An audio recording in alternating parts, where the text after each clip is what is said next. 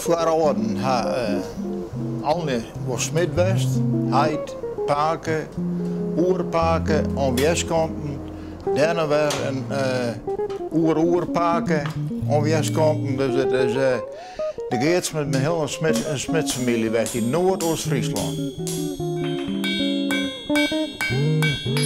Ja, dus de smidderij is van 1838. Had mijn oerpaken is hier begonnen. En nu ben ik als laatste, kan ik wel zeggen, want ik had er geen opvolger.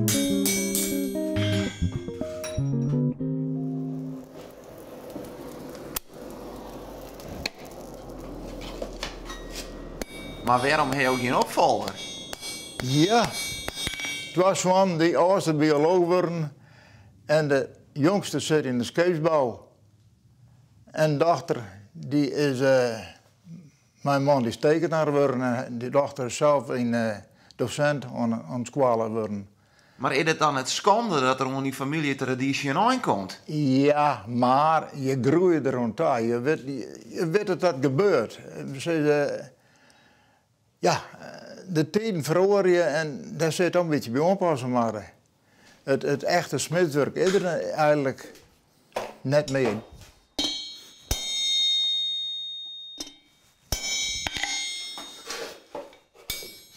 De band die zei ik van nou, verkeer je de smederij en nou ja, goed, daar ga ik er net volle werk van maken, maar het zal er ook een keer van komen. En misschien aanstaan bij Holvert, Hotel Holvert, dat er dan wel belangstelling voor is om daar ja, hier wat van te maken zien. Oh, je bedoelt maar die hele plan dit hier aan in Holvert? Ja. Holvert om een zee en daar zou dan wel weer zo'n mooie smederij bij passen. Ja, dat zou best kennen nou. Dat is een, ja.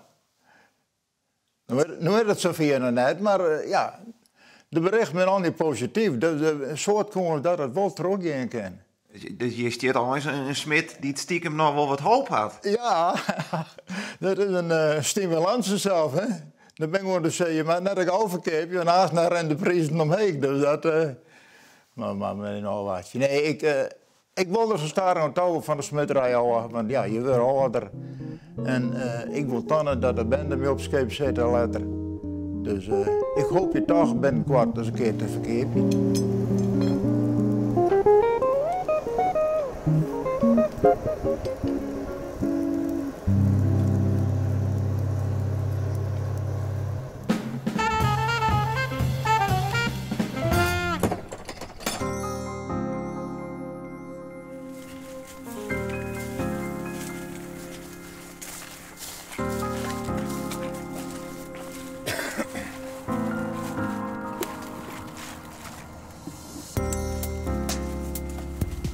De twee generaties van mij zijn melkveehouders, mijn pa en mijn heid.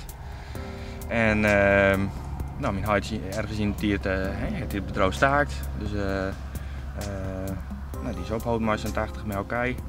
En ergens later in de tijd ben ik aan een rondje in wienbouw. En nou, dat vond ik eigenlijk zelf wel heel nieuwsgierig. En zo ben we in 2010 begonnen met de eerste onplantje. Leo, wij focussen dus op de lamstelige vruchten. Ja, oké. Verder niks eruit. Oké? Want hoe is dan... Ja, dan bloot er niks over. Bloot er niks over. Zie je dit roepelt al, hè? Dat chill. Die hebben we bij de Cabernet Cortis. Zie je dit ras, hè? Oké. Cabernet Cortis, dus familie van de Cabernet Sauvignon. Nou, daar hebben we lamsteligheid in. Hè? Dus de kerstverschillende... Dat past even uit lezen. Ja, nou, Lamstedelijkheid? Lamsteligheid. Lamstedelijkheid. Ja, dus dat is eigenlijk een disbalans in de afvoer van magnesium van de plant.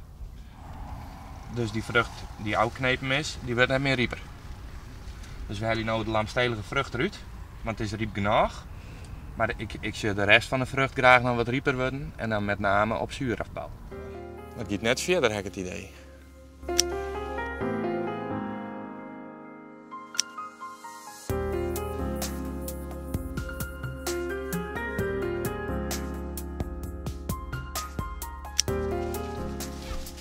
Je zet het er wel goed uit, hè? Ja.